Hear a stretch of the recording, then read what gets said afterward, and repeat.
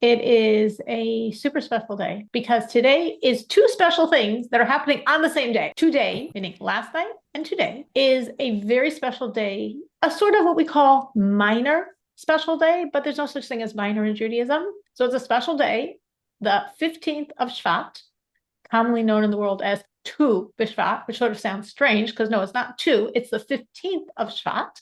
Don't ask. There's a reason, but the 15th of Shvat is a Rosh Hashanah. Just as, of course, we know the first day of Tishrei. I mean, we all know that day. We have Rosh Hashanah, we have Yom Kippur, we have Sukkot. We know that. That was a few months ago. Well, in the Talmud, it lists four Rosh Hashanahs. And of course, in the Chabad calendar, we have a fifth additional one, the 19th of Kislev, as we discussed. So actually, in the Jewish calendar, there are five Rosh Hashanahs. There are five new years. And today is the new year of the fruits. And therefore, if you celebrate it, and if you didn't, you can grab a fruit now. You eat a lot of fruits. I ate a lot of fruits. Honestly, I never eat fruits. Like all year round, I never eat fruits. I don't know why. But last night and today, I had a lot of fruits. What fruits should you have? Well, have the fruits of Israel: grapes, dates, figs, pomegranate, olives, the five fruits of Israel. Extra credit if they're maybe from Israel, but only with a very good kosher certification. So honestly, it's probably better not to take them from Israel, because unless you have a really, really good certification, it can be more problematic. Forget that. We got the five fruits of Israel. Carob, Buxer, is a Jewish custom to have on the 15th of Shvat for reasons we're not going to get into.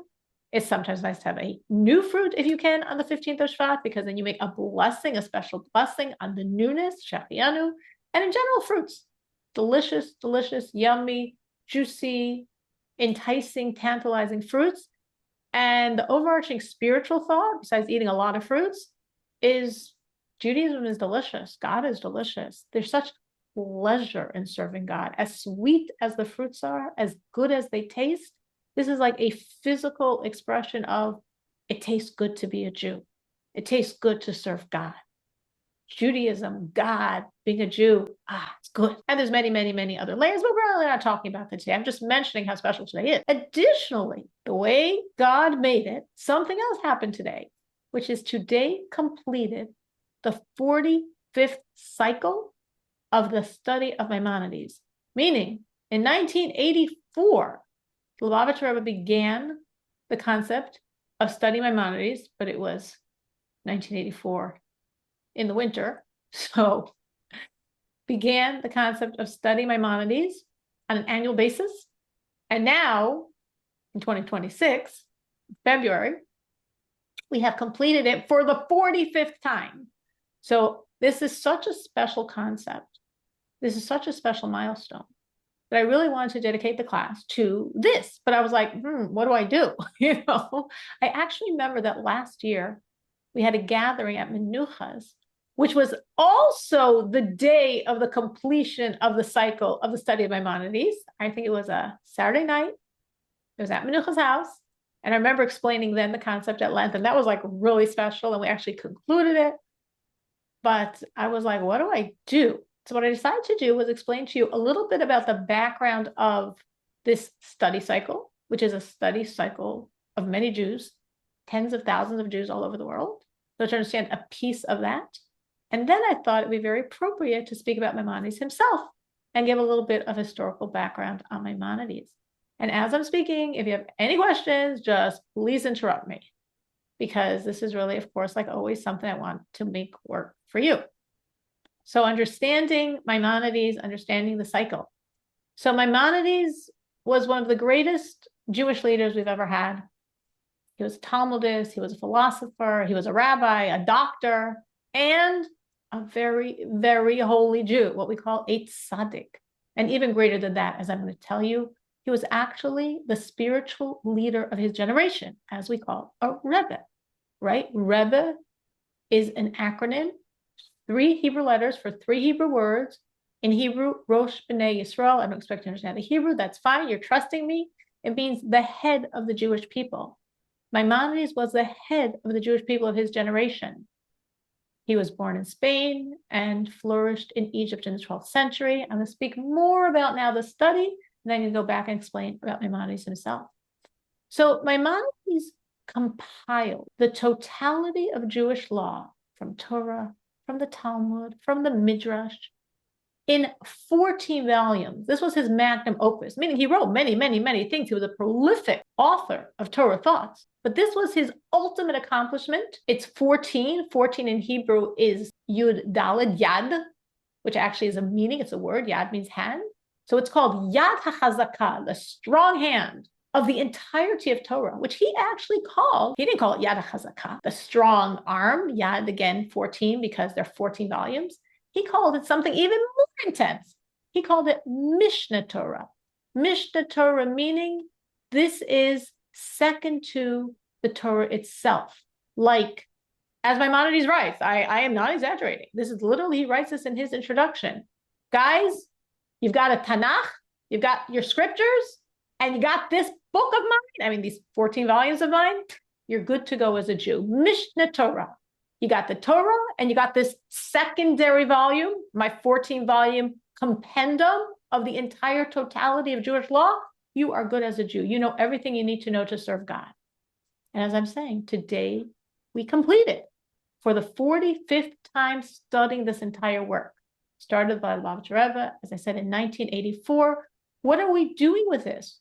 The Rebbe said, we're uniting all Jews in studying all Torah.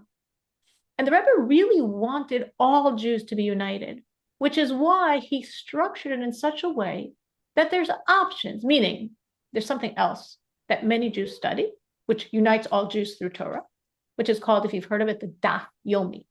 So every day you study a page of the Talmud. Over many years, you complete the entire Talmud, and it's a great unification of Jews through the study of the Talmud. But not every Jew can study a daf a day of Talmud, even of course now they make it very, very, very user-friendly, but still. The Rebbe said, no, I want every Jew studying this. So what am I going to do? Got making a 3-track system.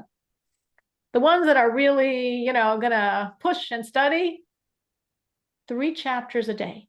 You learn 3 chapters a day of these 14 volumes in less than a year. That's why it doesn't always fall out on the same day, because it's less than a year. So it keeps shifting the calendar. But in less than a year, you will complete the entire study.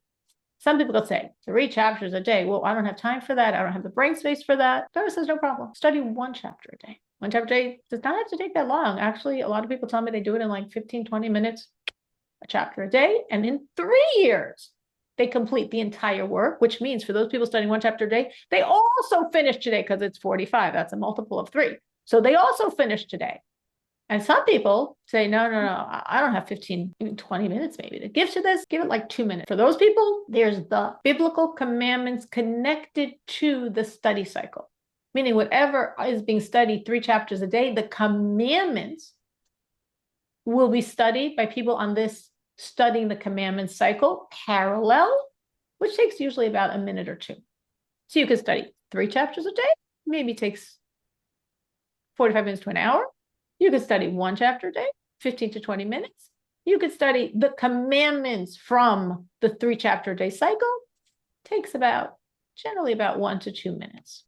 And in this way, literally, every Jew can be involved, because we're talking about a minute or 2 a day.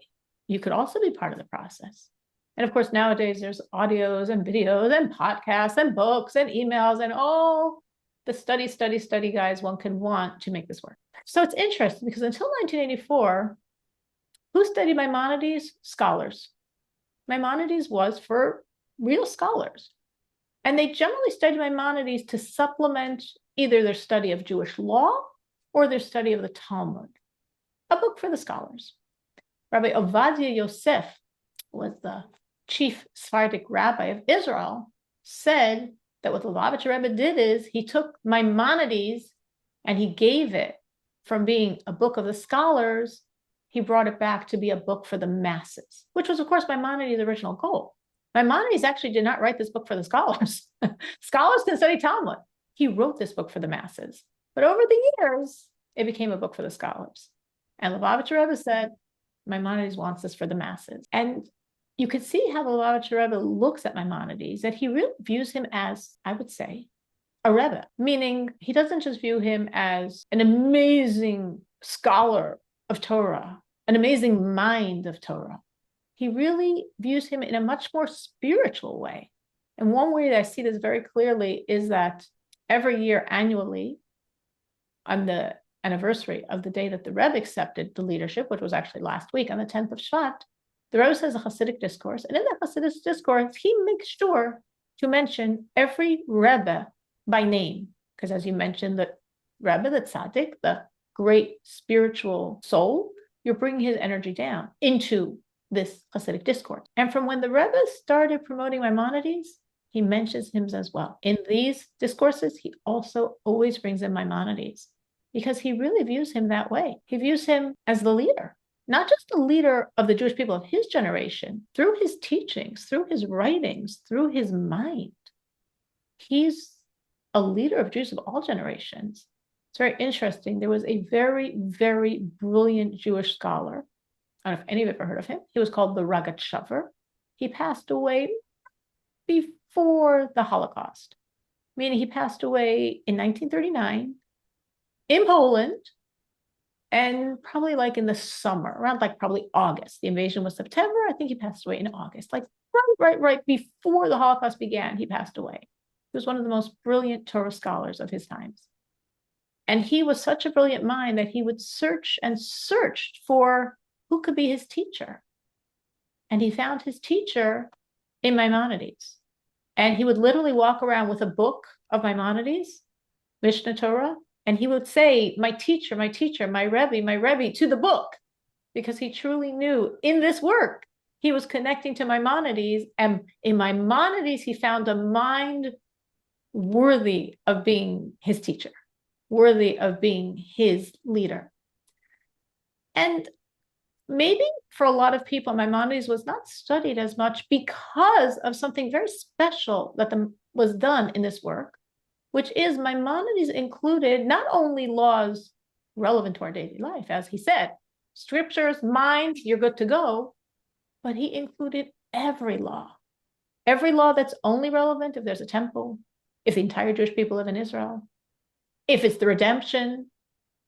So some people are like, oh, we want to focus on the applicable laws. If we study Maimonides, we're going to also waste our time on many things that aren't relevant. And Maimonides was like, I'm giving you everything, guys. This is the entire Torah, and every law is relevant. Some is relevant to our action, some is relevant on a spiritual plane. There's no law that's not relevant. This is also why Maimonides is the sole halachic, legal, Jewish authority codifying redemption. So whatever he mandates, whatever he writes as a law about redemption, he's the only voice. No one else discusses redemption besides him, meaning it's in the original sources, but it was never codified because redemption. What are we talking about redemption now? We'll deal with it when we get to there. And Maimonides said, I'm giving you everything. I'm giving you all of Judaism, so I'm giving you redemption as well.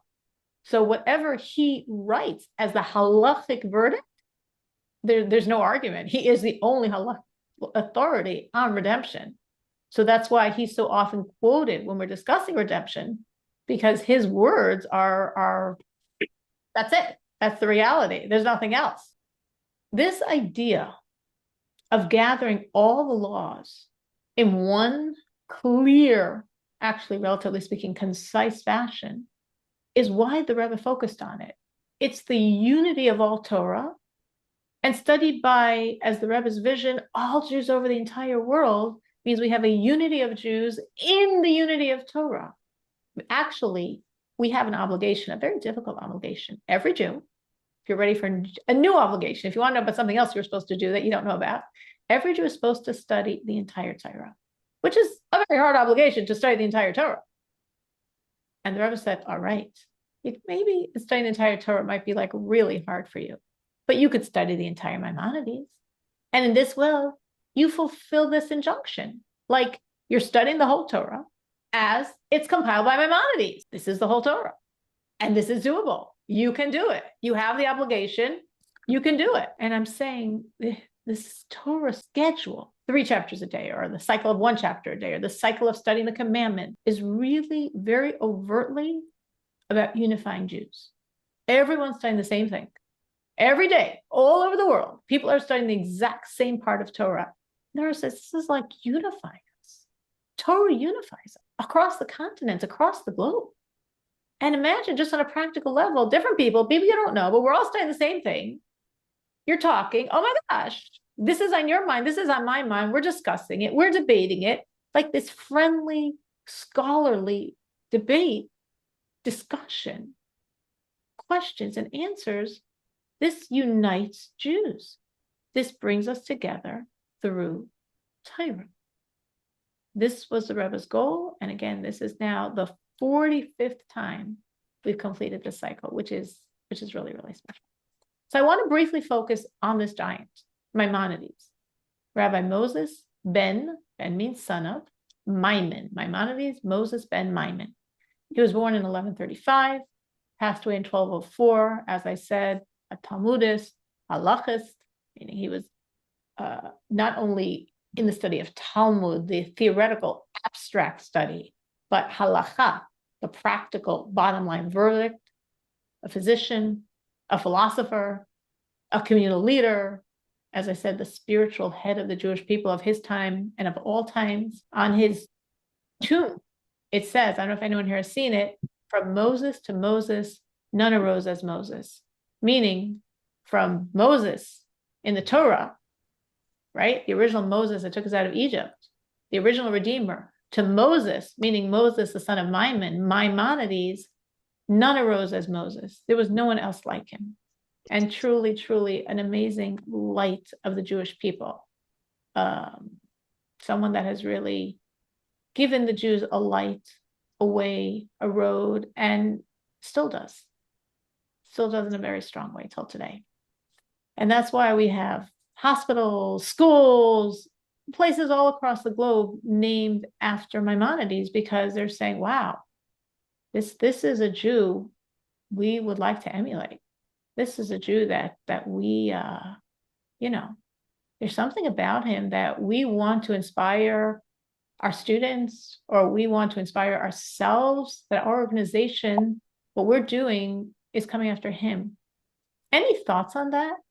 Like, why do you think specifically he, again, I'm building up who Maimonides was, and everything I'm telling you is absolutely true, but there were other great Jewish leaders over the past, 3,300 years. Any thoughts why, almost more than any other Jewish leader, his name is what's on the schools and the institutions and the hospitals? And any thoughts on that? Why he's being chosen? Like, we want our to be called Maimonides, whatever. And it's hard to think why someone is thinking the way they're thinking. But since we see this across so many different institutions, there must be something there. Any thoughts? Probably because of his contributions to Judaism, to Torah, to giving people ability to learn Torah. So when we're thinking, you're saying his writings, his scholarly contributions. So in what way are you thinking people are looking at it? Just like, oh, I want to name my school this way because I want my school to produce students. I like what, just curious what you're thinking. Because we recognized his contributions. So it's like honoring him. Yeah. Giving him honor, giving him, like we're saying, wow, we want to express to you this our gratitude and everything you've done for the Jewish people. That makes sense. I'll take that one. I'll thank you, Rachel, for that.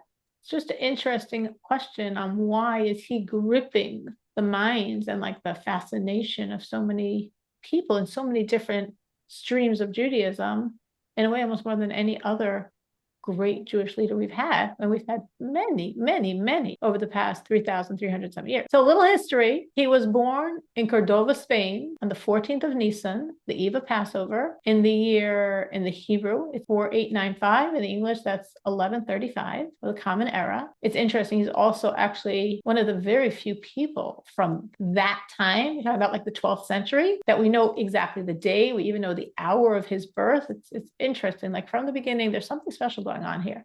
As we know, of course, his father's Maimon, and Maimon was a direct descendant of King David. If you remember when we discussed the idea of Mashiach and how Mashiach was a Jewish leader who fights God's wars, who's a direct descendant of David, who repairs the breaches. If you think about how Maimonides gives the criterion of Mashiach, he really embodies those criterion. Seemingly, he was the Mashiach of his times. Of course, we know in every generation there's a potential Mashiach, someone in the wings. If the time has arrived, if the Jews do what they're supposed to do, if God gives the green light and sends him, seemingly, I would very, very strongly assume Maimonides was the Mashiach of his times. He was a judge in the city's rabbinical court. His mother passed away when he was a small child. And we know he has younger siblings, and some say that probably his father remarried. I mean, we know his father remarried, and that probably those younger siblings were from the second marriage. When he was 13, his family had to flee Cordova when a fanatic Islamic sect took over and the Jews were attacked, the synagogues were destroyed, and they ran. It's also interesting just to sort of understand his history and understand on one hand, he comes from this very illustrious lineage. His father, the judge in the rabbinical court, leader of his times. He's coming to this world with royal blood. Same time as he has this tragedy of his mother's passing when he's very small. And then when he's 13, they're running away. And I think all these things also affect him and who he became and what he focused on, going through persecution and needing to run away and understanding, therefore, what we need as Jews to survive, because he understood and experienced this idea of Jewish survival on a physical and spiritual level. And obviously, most of you here have gone through experiences of being persecuted and needing to get away and restart life. So you can understand how this impacts a person. He's a child at this point. I said he's 13. He and his family traveled from place to place looking where to relocate, where was safe for the Jew. And they couldn't find anything in Spain. At this time, again, there was a lot of this fanatic Islamic movement, and it was not safe to be a Jew then, and not in Spain. So he and his father and his younger brother, David, moved to Morocco, to Fez, Morocco. They were there for 5 years. He visited Israel, and then he moved to Alexandria in Egypt, and eventually he settled in Fustat, what we call today Old Cairo, and he was there until he passed away, which is also very, very interesting because Maimonides himself writes that Jews are not allowed to live in Egypt, and yet we know clearly he lived in Egypt, which again is expressing how difficult the time was. That knowing you're not allowed to live in Egypt, he's saying, guys, at this point, it's the only safe place for us. And again, I think that also really impacts his push and his drive to really codify Jewish law, knowing that people don't have the luxury of really studying it like they need to. So we have to simplify it. We have to make it easier for them because it's going to get lost otherwise. Actually, in Egypt, it was easier for him. He was supported by his brother. I said he has a younger brother, David, and his brother was a merchant. He imported diamonds from India. He supported Maimonides. Maimonides totally devoted himself to Torah. He authored scholarly works on the Mishnah, and life is great. David is working. David has David's family. David's supporting Maimonides' family. Maimonides is just immersing himself in the waters of Torah, and everything is wonderful. And then tragedy started happening. His father passed, his wife passed, and 2 of his sons passed within 2 years. And then just a few years later, like about 5 years later, his brother drowned when his ship sunk en route to India. So suddenly, he doesn't have his father. He doesn't have his sibling. He doesn't have his wife. He doesn't have 2 of his sons. He has no financial support now. And suddenly, he doesn't have this luxury of being able to just immerse himself in Torah. He needs to support his family, whatever's left of it. And he needs to support his brother's family. His brother was supporting him until now. Now he needs to support his brother's family. What's he supposed to do? He's going to become a merchant? He knew medicine. He began practicing medicine. He was a brilliant doctor. He wrote medical works as well. And he became more and more known as this unbelievable doctor. And he was, as a doctor, he had many stories of how he would in those days, doctors were for the rich because the poor couldn't afford doctors. So I guess if you're poor, don't get sick or whatever. And for him, it was anyone, whatever you pay, you pay, you pay, you don't pay, Nothing to do with it. I'm the doctor. I'm here to heal you. And he rose higher and higher as a doctor. It's interesting. You think, oh, he's healing all the poor people. The rich people won't want anything to do with him. But it's the opposite. He became more and more famous and influential as a doctor. And in his mid-50s, he's appointed as a personal physician of someone in the royal court. And then ultimately to Saladin, who was the Sultan of Egypt and Syria, which means he now had this very significant position, a position of a lot of power, a lot of influence, and kept him very busy. So he has financial stability, he has honor, so to speak, he has power, and he's very, very busy taking care of the Sultan. And despite all this, he would devote himself to writing Torah. Now, he had no time. So how he did it, we don't even understand.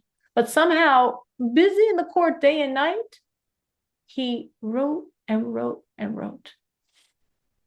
And he had his one son left remaining was Avraham. He was his son, he was his student, and he was also the one that really continued and took the Torahs, the teachings of his father, and really continued them on to the next generation and on and on and on until today. Maimonides passed away on the 20th of Tevet in the year 4965, 1204. And he's in Egypt, and there's the stories of how he said he wanted to be in Israel. They like put him on a boat, and he was taken, once they got to Israel, the wagon went on its own, so to speak, the horses, and brought his holy body with the people following to see where it was going to Tiberias, to Tveria in the Holy Land. Has anyone here been to the gravesite of Maimonides in Tiberias? No one? Oh, Bella. Yeah, I remember Bella. I remember you were by your relatives in Tiberias. I remember telling you you're in such a holy city. I remember that. And Rachel? Just Bella and Rachel, no one else? That's it? Huh. Wow. Oh, and Chava. I'm saying I know Chava was in Israel. How did she miss Maimonides? All right, so we got at least Chava and Bella who stayed in Tiberias, and Rachel. Next time somebody out there decides to visit Israel, make sure you go to Tiberias, make sure you go to Maimonides. There are 4 holy cities in Israel, okay? What our sages say are the 4 holy cities in Israel. Anyone know what they are? Jerusalem, Tzfat. Jerusalem, Tzfat. Fega just guessed because those are so obvious. You are right. Fega, you got 2. Jerusalem and Tzfat. You're on the ball. Obviously, Tiberias. What someone said, I heard. Hebron Hebron and Yerushalayim.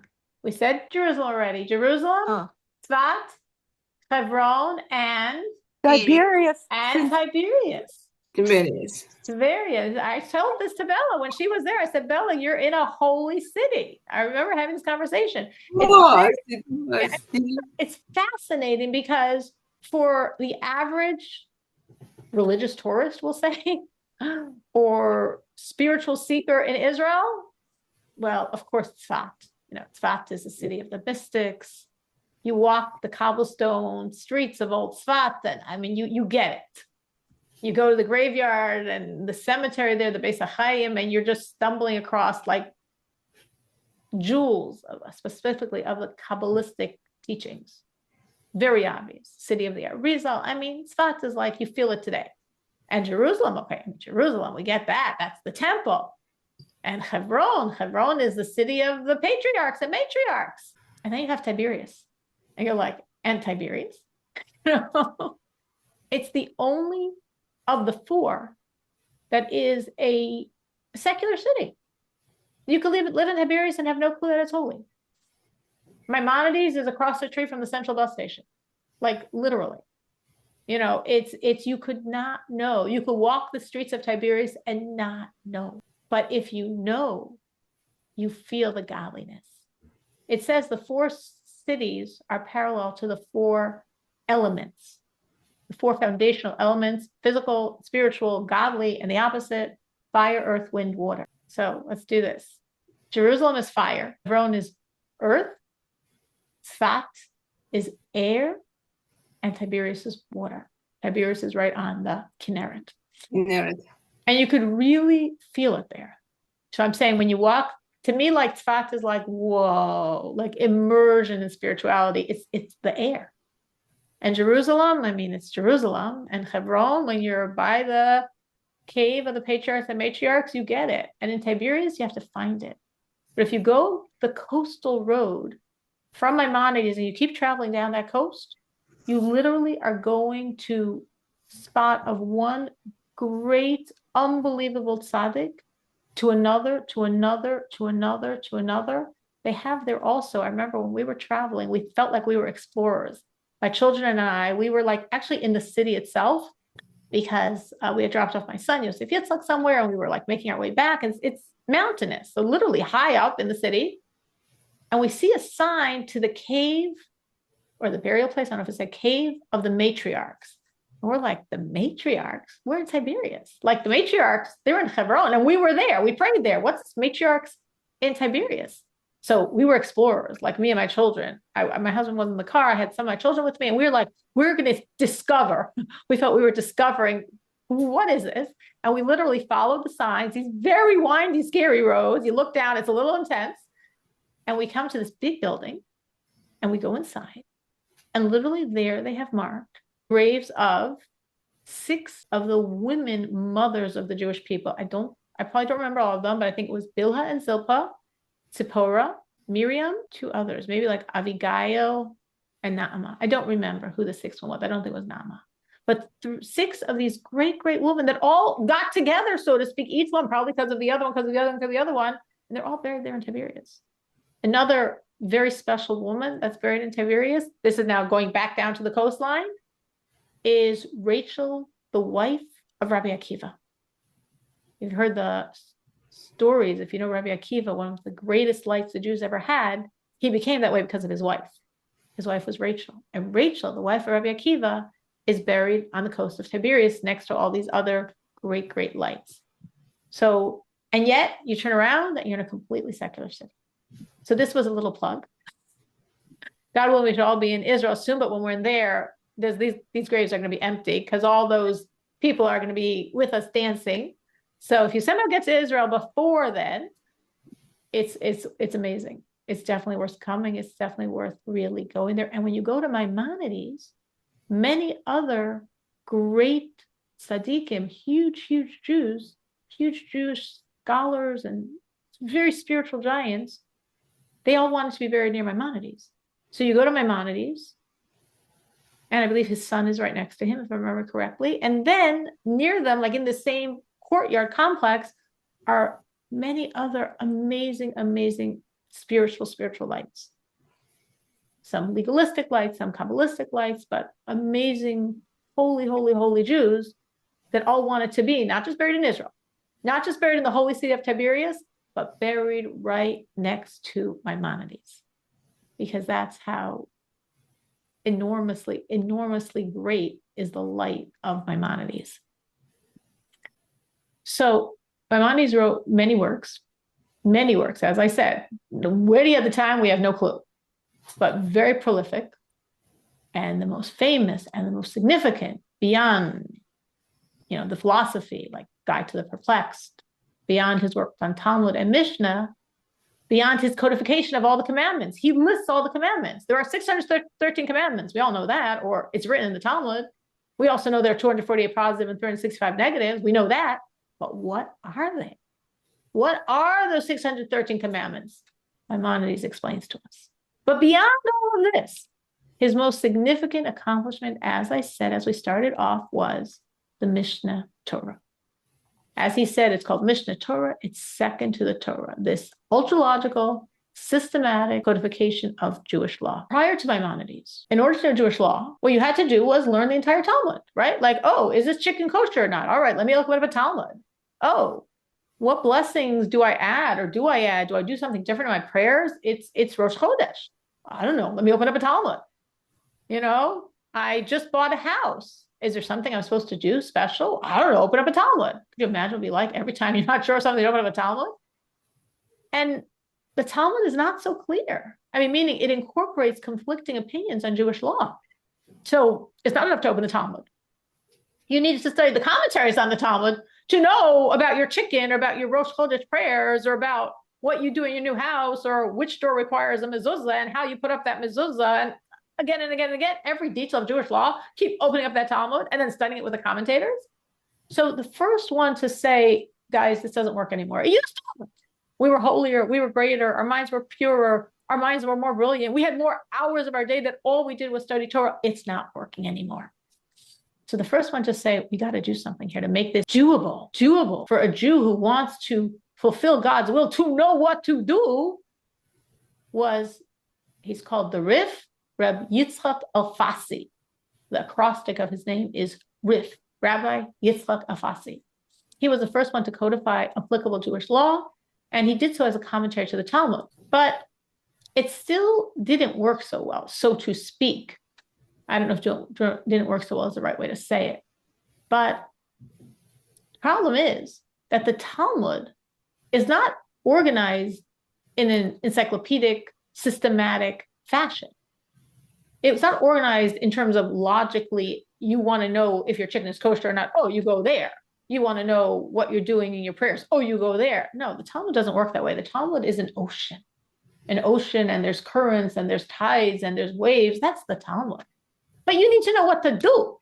So what the Rif did as like codifying Jewish law based on the Talmud is still not so user-friendly because I still need to know where I'm going to find this in the Talmud to know what the law is. So research was still extremely taxing and difficult, right? Like if you want to study the laws of the Sabbath by exploring the Talmud, you go through tens of tractates to find those laws. But I just want to know the laws of the Sabbath. I don't have time or the headspace or the brilliance and knowledge. I'm going to comb through tens of tractates to know the laws. I just want to know the laws. That's enough. So what Maimonides did is he indexed the entire body of oral law, the Talmud, the halachic midrashim, later works authored by the Gaonim, even Kabbalistic texts, and he compiled it in a logical and systematic fashion. Meaning, like I'm saying, you want to know the laws of Sabbath in the Talmud? Well, look through 10 different tractates to find them. Oh, you're studying Maimonides' Mishnah Torah? It's all gathered. The third volume of Mishnah Torah, entitled Zmanim, Times, all the laws pertaining to the Sabbath and the holidays. There's 30 chapters, systematically organized to take you through all the laws of Sabbath. And he did this for everything. He did this for the holidays. He did this for prayers. He did this for dietary laws. He did this for all laws that regulate the Jew's life. He also wrote a section on eating healthy, on fitness, on mental health, really giving us the message that all our actions should be permeated with holiness and godliness. You could say, like, why is he writing about health? This is how I'm supposed to serve God as a Jew. I mean, this is also my, how to eat manual. But Maimonides writes that the health and well-being of the body is part of one's service of God. So if you want to serve God properly, you need a healthy body to do so. So therefore, since this is the one book you need, 14-volume book, I'm going to put in here health. I'm going to put in here wellness, because that's part of serving God. Like, I'm putting in everything you need to be that Jew that can serve God completely. He also put in basics of Jewish thought and belief, even though, again, this is officially only Jewish law, but certain basic parts of Jewish philosophy, we need that to understand Jewish law. And as I mentioned before, something very, very unique, only to Maimonides, he's the only one that does it, is that he didn't limit his work. As we say, he has no time. The doctor of the Sultan, he's busy day and night. Whenever the Sultan calls, there he is, there he is, there he is. You might know or have heard of so many stories, so much torture he went through, being the Sultan's personal doctor and a Jew, and a very overt and obvious Jew for that matter. He was so hated. People were so jealous of him. The other doctors were jealous. The other courtiers were jealous. So they were constantly creating plots for his downfall. And with his brilliance, he has to keep escaping the traps, keep the Sultan happy, keep representing the Jews at the court, and sometimes write everything he did. So you'd think he'd be like, okay, good. I don't have to include that. It's not relevant for now. I can skip that. I don't have time for any of this. That wasn't his perspective. His perspective was everything. Every law that will ever pertain, including was by the temple, by the Jubilee year, everything that we'll learn and do by the redemption, everything I'm putting in. It's actually interesting because almost 2/3 of his work, so to speak, he could have skipped, because there's almost 2/3 of the commandments we cannot do today because we don't have a temple. We're not in Jerusalem. We're not the majority of the Jews in Jerusalem. We don't have the redemption. There's so much we can't do. He said, I don't have any time. I'm very pressed for time. I don't know when he wrote any of this, let alone when he wrote all of it, but I have to give the Jews the whole story. I have to give them their entire heritage. I have to give them all of Judaism. I'm not cutting and trimming for my own convenience. I'm giving you everything. So it's not just that Maimonides was a trailblazer because he did something that nobody did before him. It's actually till this day, Mishneh Torah is the only work, no work before and no work after, covers the entire body of Jewish law. It was the only one then, and it's actually still very interesting. Some 850 years later, it's still the only one. Something else also very interesting about Maimonides, his whole purpose in writing was to make Judaism available, understandable, and accessible to all Jews. To the scholars don't really need me. They can say the Talmud. The big rabbis, they can say the Talmud. Maimonides was doing this for the layman. And he did many things, for example, to do this for the layman. For example, something he did that was very controversial was he didn't write any of his sources. You study Maimonides, nothing. He doesn't write one word of where he got any of his information from. You just have to trust him, so to speak. Why? For brevity's sake. Someone who just wants to know how to serve God doesn't need my sources. He's not going to go look it up anyway. He wants to know what to do. Later, scholars compiled sources for every statement he wrote. But this is very unique and unusual, that he includes everything, that he codifies Mashiach, that he doesn't write his sources. All these things are very unusual, and they were all done for the same reason. This is to give every Jew the gift of Judaism. This is to give every Jew his inheritance, the Torah. So I don't have to make it cumbersome unnecessarily. And I have to give you everything. Now, obviously, since Maimonides, many scholars have analyzed every word, every letter, discussed at length why he included certain laws, why he wrote one law before the other, why he put the laws in this volume, not the other. There's so much commentary on Maimonides' volumes. It's like Talmudic commentary. There's so much. But again, that wasn't, so to speak, in essence, Maimonides' point. His point was to give Jews their inheritance, to give Jews the gift of Judaism. And what's Judaism? Judaism means to give Jews the gift of Torah. And this is really what we have in Maimonides' work. And it's just an amazing thing that the Lubavitch Rebbe did, because again, until 1984, we studied Maimonides. And yet the Rebbe said, no, Maimonides brought Torah to the world, to common people, as we say, the masses. And he's going to be sitting, gathering dust on the shelf for the scholars. He didn't write this for the scholars. He wrote this for us. And he really wanted that Torah should be accessible, available, understandable for us, that all of us could really say, Torah is my inheritance. And again, if you look at what he went through in his life, losing his mother, tragically losing many other people throughout his life, suffering persecution, you could really appreciate him as a person, as a human being who's dedicated to preserve Torah for the Jewish people. And that's really the gift of Maimonides. So I really wanted to focus on him today because this is such a special day for Maimonides, that his work has been completed for the 45th time. And I wanted us to, so to speak, be part of that celebration. So thank you so much for giving me the opportunity to share this with you.